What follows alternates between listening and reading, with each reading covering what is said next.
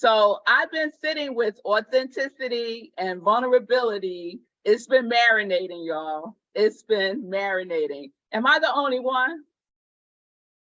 Okay, I see some head shaking. No, I am not alone. Okay, that's good to know. Because let me tell y'all, I had a whole nother sermon planned for today. A whole nother sermon. But if I'm going to be authentic, and I am, I have to share what's on my heart today. I have to share what's on my heart today.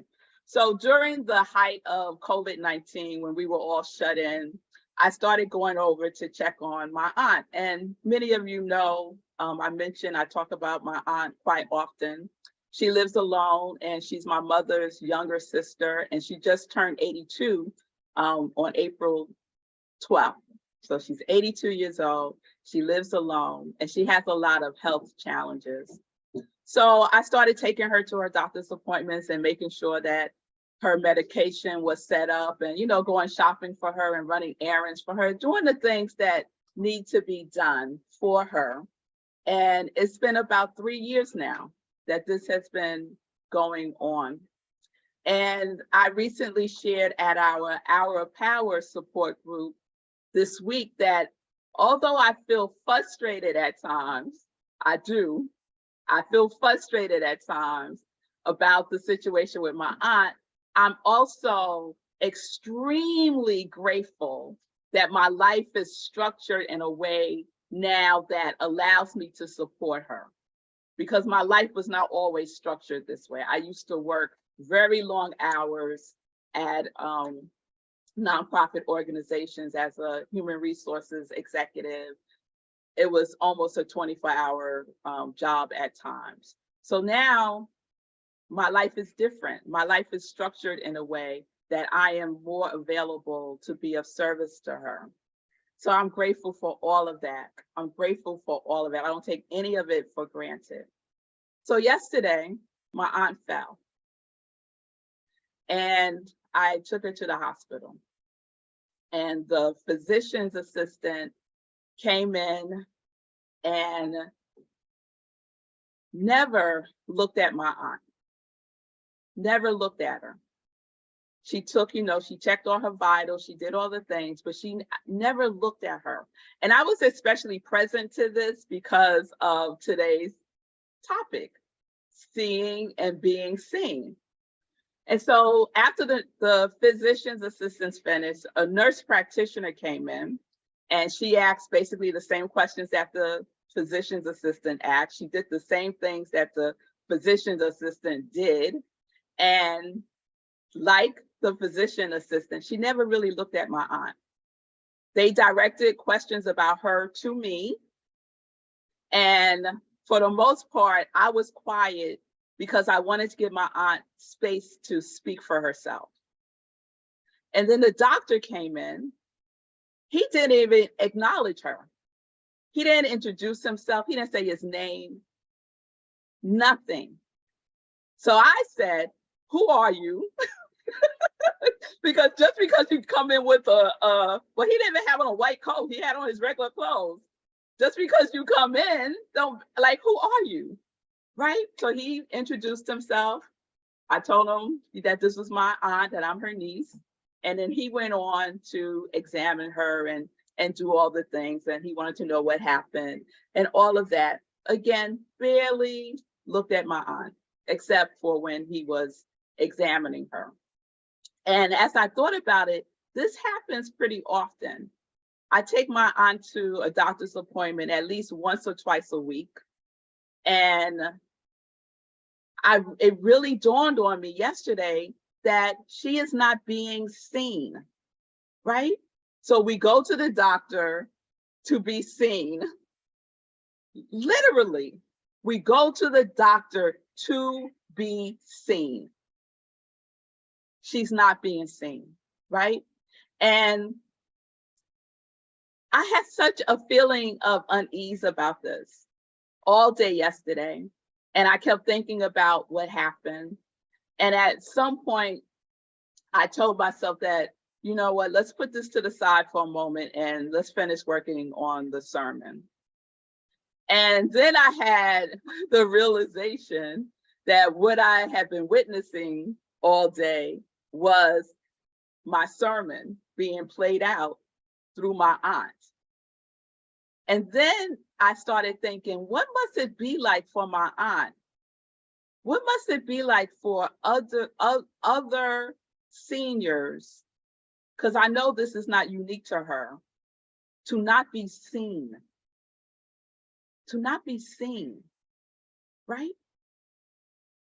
And I started wondering if she sees it, if she sees that she is not being seen, fully seen as a human being. I started wondering about that. And then I had to sit with myself and I asked myself the question, because we're practicing being vulnerable, right? Do I see my aunt? Do I see her? And if I do see her, how do I see her? How do I see her? And if I'm being really honest with myself, I allowed myself to really tap into that vibration of vulnerability by sitting in that state that Brene Brown talks about, that state of emotional exposure, uncertainty, and risk. Because I have to confess that oftentimes I don't see her.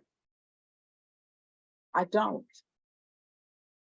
And the way that I realized I was seeing her was through the lens of inability and limitations. Just like the staff at the hospital.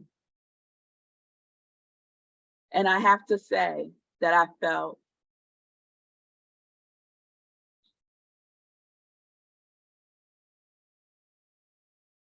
such shame about it. I felt such shame about it. Because it's easy to judge others, right? But then we have to take and look at ourselves and see how we are seeing or not seeing each other, and how we are seeing and not seeing ourselves. So I felt a lot of shame last night. And I just decided, you know what, just sit in it. Just sit in the feeling, because shame is not who I am, it's a feeling that I'm having, right? And we know that with our feelings that there's information there, right? We know that the origins of the word vulnerable means to wound. And in the wound, there is healing. So there is healing here. There is healing here. So I invite you to think about a situation in your life. It might be a relationship that you're currently in, where you are not fully seeing the person, that you're just going along, right? But not being fully present with who they fully are.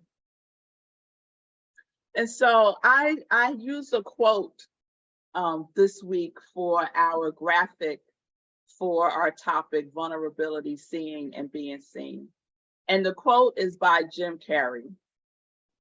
And Jim Carrey said, Jim Carrey, if y'all don't know, is very deep. He is he's on the spiritual path, y'all. He's just not jokes and comedy. He said, risk being seen in all your glory. Risk being seen in all your glory. So we know that Brene Brown's definition of vulnerability, that risk is a part of that. It's one of the elements of being vulnerable. Risk being seen in all of your glory. Do I see my aunt in all of her glory? Do you see yourself in all of your glory? Do I see myself in all of my glory? And just based on this experience, I was not seeing my aunt in all her glory. I wasn't seeing my aunt as glorious. My view of her was a small fraction of who she truly is. So I woke up this morning and I was saying my morning prayers, and this song popped up in the middle of my prayer, and I started singing it. And we are familiar with this song. It's a New Thought song. I am as God created me, in the light, in the love, in the glory. I am as God created me, in the light, in the love, in the glory. And then we say, in the light, in the love, in the glory of God, I am. So I'm singing this song this morning, and the tears are just flowing, and I'm thinking about my aunt, and I'm thinking about seeing her as the glory of God. So with all that's going on with her, can I take the risk of seeing her in all her glory? Can I be vulnerable and just allow her to be, just as she is? Because sometimes I fuss at her for being just as she is, right? I fuss at her. I'm like, could you just do this, right? So are you willing to risk being seen in all of your glory, no matter what is going on in your life, no matter what challenges you are facing with yourself or even with other people in your lives? Are you willing to be vulnerable and risk being seen in all of your glory? Are you willing to risk seeing the glory in others when they are doing things that, quite frankly, piss you off and frustrate you, right? Can we meditate on the truth of who we are? So, as I said, I had a totally different sermon, but I follow my heart.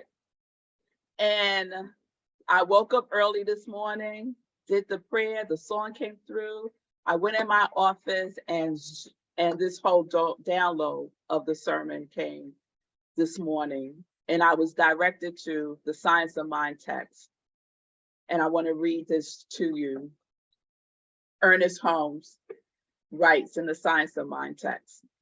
And this is on page 419, if anyone wants to go back and look at it later. Since we see that personality is what one does with his individuality, we should turn within. We should turn within and find God. Turn within and find God. Because we as personalities are going to do what we do. As individuals in our individualization, right? We're going to do what we do. But we can also turn within and find the indwelling spirit, the indwelling God that resides within each one of us, because we know that we are the individualization of God. We are that unique expression of life itself. So what would it be like to turn within and find God within my aunt instead of seeing her limitations?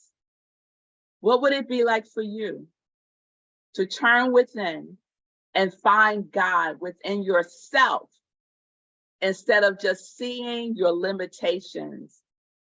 What would it be like to turn within and find God within the people that are your family, your friends, your co-workers, your neighbors, everyone? What would it be like to turn within and find God in everyone? Being seen requires seeing ourselves and seeing each other through our spiritual eyes. So early this morning, as I thought about yesterday, and I closed my physical eyes and I meditated on my aunt and I brought her to my mind, I had that opportunity to see her through the spiritual eyes that are God's eyes, to turn within and to see her in the fullness of who she is, to imagine how God sees her, And I know that God doesn't see her as a limitation, as broken. We turn within and we find God within each and every one of us. So this also brought to mind a passage. I've been reading the Gospel of Thomas. I have it down here. Oh, you probably can't, because of the background, you can't see it. But the Gospel of Thomas, the Gnostic Wisdom of Jesus, and it's by Jean V's Leloup. I just killed his name. He's French. That was my attempt at French, y'all. Jean-Yves Leloup. Okay. So he wrote the Gospel of Thomas. And if you're not familiar with the Gnostic teachings of Jesus and some of the Gospels that were uncovered in Upper Egypt in 1945, it was unearthed. All of these scrolls were unearthed at a place in Upper Egypt that was an ancient Masonic community. And this library that was unearthed contained basically 53 texts, and they were written in an ancient Egyptian language, and they had been translated into different languages. So the Gospel of Thomas is a collection of 114 sayings, and they call the sayings logions. And those logions are believed to contain the teachings of Jesus the Christ that was written by Thomas. And Thomas was one of Jesus' closest disciples. And whenever, this is a sidebar, y'all, whenever there's something with one of the disciples, I always check out the metaphysical symbolism of their names. And so Charles Fillmore does a great job of explaining the metaphysical symbolisms. And so there's a book called the Metaphysical Bible Dictionary. And he breaks down all of the names in the Bible through a metaphysical lens. And it's very powerful to have this deeper understanding, because it's just not a name. There's meaning behind all of our names, right? There's a vibration in all of our names. So Thomas represents the understanding faculty in man, in all of us. It's understanding and will function or should function in unison. Understanding and will should be functioning in unison together. So Thomas represents the reasoning and the intellectual perception and discernment of the thing of spirit through outer signs, right? And the Gospel of Thomas reveals that we always carry within ourselves an infinite space, which is the same within and without.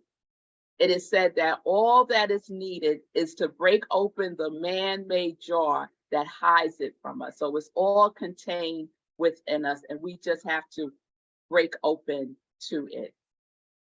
So the essence of this gospel is to awaken us to our true state of consciousness, as within, so without, as above, so below, on earth as it is in heaven. So in other words, to see ourselves as God sees us, in the consciousness of oneness and love. So Jesus taught mainly through parables and paradoxes. And the commentary from the logions is provided through the author. And so there's one that I want to share with you to just anchor us in this power of being seen and seeing. So the logion goes like this. It's Logion 81, and it says this: whoever has become rich, may he become king. Whoever has power, may he renounce it. Whoever has become rich, may he become king. Whoever has power, may he renounce it. So this is said to be the teachings of Jesus the Christ. So in essence, what is being taught is we can't renounce something that we do not truly possess.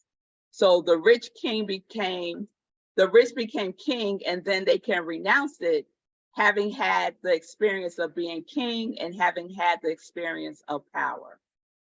So some of the commentary that the author provides is a metaphor about the caterpillar and the butterfly. The butterfly's purpose is to complete or fulfill the caterpillar's destiny. The butterfly's purpose is to complete or fulfill the caterpillar's destiny. Likewise, the stage of the union of the divine and our human natures is to first become fully and simply human. So before we could surrender our ego, we must have an ego to surrender. And if you're human, you have an ego. And if you believe you don't have an ego, you are fooling yourself. We all have an ego, right? So this is one of the dangers encountered by those who commit themselves to a spiritual path. This is what the author is sharing. They may imagine they are transcending the ordinary human stage of existence, whereas they have yet to live it fully. So in this teaching, Jesus is advising us to fully recognize our worldly potential, symbolized by becoming wealthy and powerful, so as to truly see the vanity of this achievement. For if we hold back, we will harbor the bitter illusion of having missed something. So the butterfly does not come into being by crushing the caterpillar. Instead, the latter must be allowed to grow in order to reach the threshold of mutation, of passage into another form, the butterfly. For the caterpillar to transmute into a butterfly, it must be vulnerable to transformation. The butterfly fulfills the destiny of the caterpillar. The caterpillar turns within through the process of metamorphosis, and then is being seen as the butterfly. When we turn within and find God, we can see with our spiritual eyes that in our humanness, we fulfill God's destiny through and as us. We can't hold back being fully human. To be vulnerable is to be fully human. To feel frustration is to be fully human.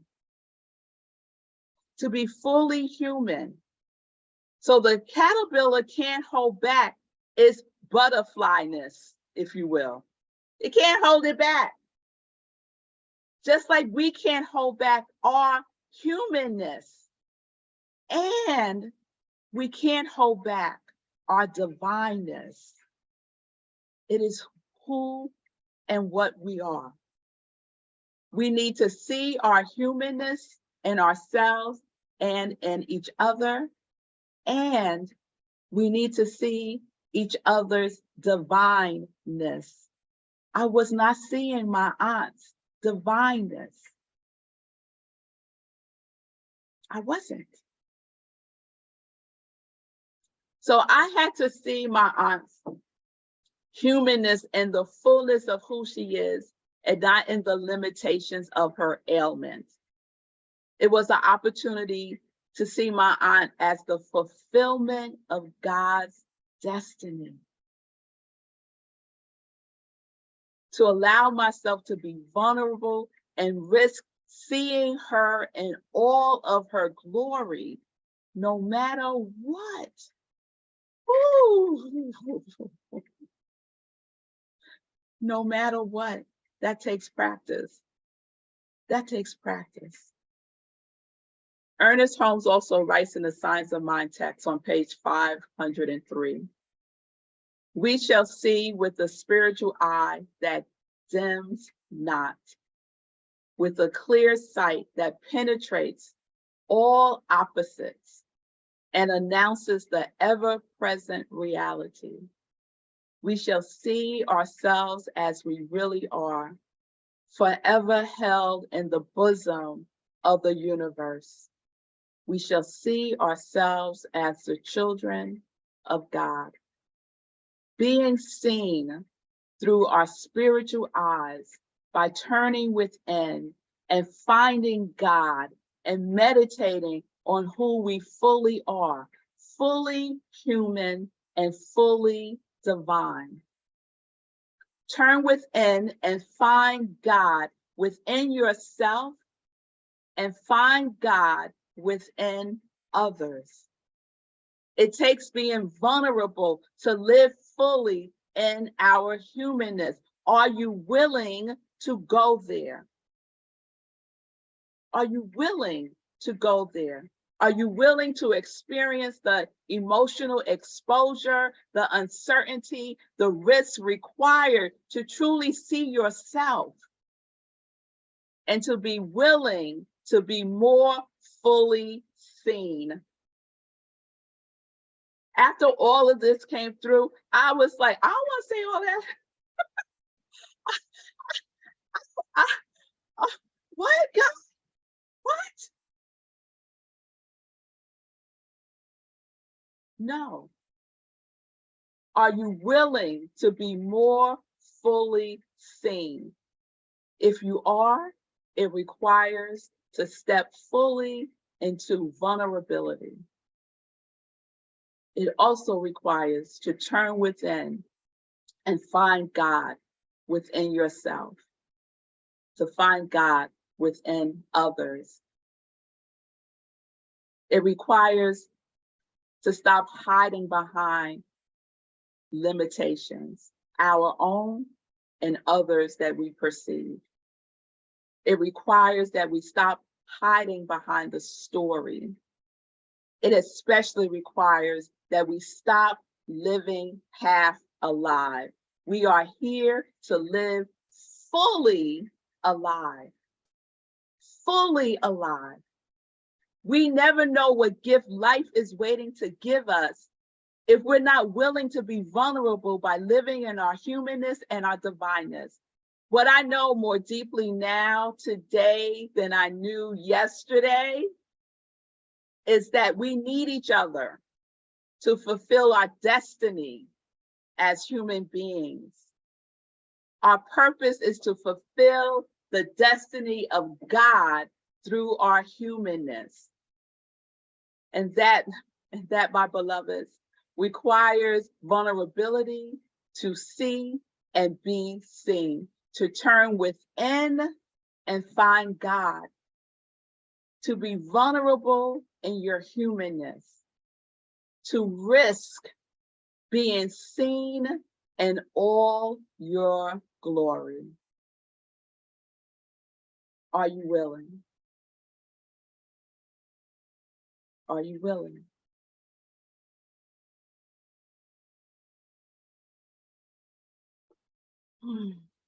So I want to close this with a spiritual mind treatment from Ernest Holmes that's in the Living the Science of Mind book.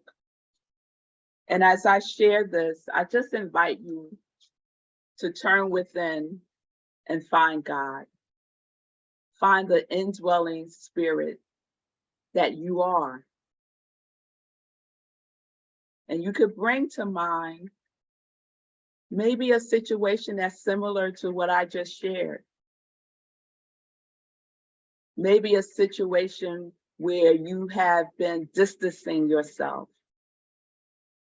from someone being their full human self.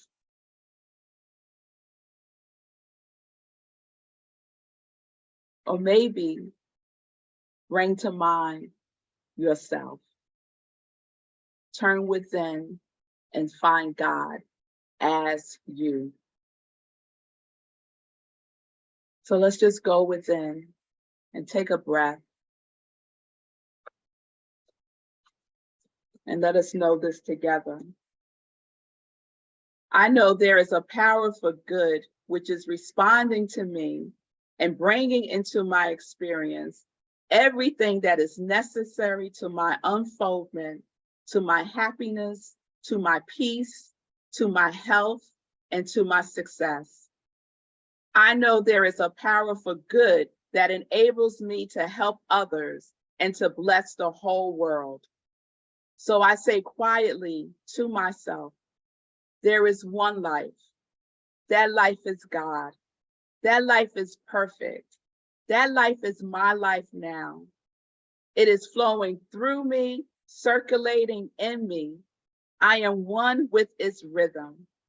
My heart beats with the pulsation of the universe, in serenity, in peace, and in joy. My whole physical being is animated by the divine spirit. And if there is anything in it that does not belong, it is cast out because there is one perfect life in me now. And I say to myself, I am daily guided so that I shall know what to do under every circumstance and every situation. Divine intelligence guides me in love and joy and in complete self-expression. Desiring the law of good alone shall control me. I bless and prosper everything I am doing. Desiring the law of good alone shall control me. I bless and prosper everything I am doing. I multiply every activity. I accept and expect happiness and complete success. Recognizing that I am one with all people, I affirm that there is a silent power flowing through me and them, which blesses and heals and prospers, makes happy and glad their pathway. And realizing that the world is made up of people like myself, I bless the world and affirm that it shall come under the divine government of good, under the divine providence of love, and under the divine leadership of the supreme intelligence. For thine is the kingdom, and the power, and the glory, forever and ever. Amen. And so it is.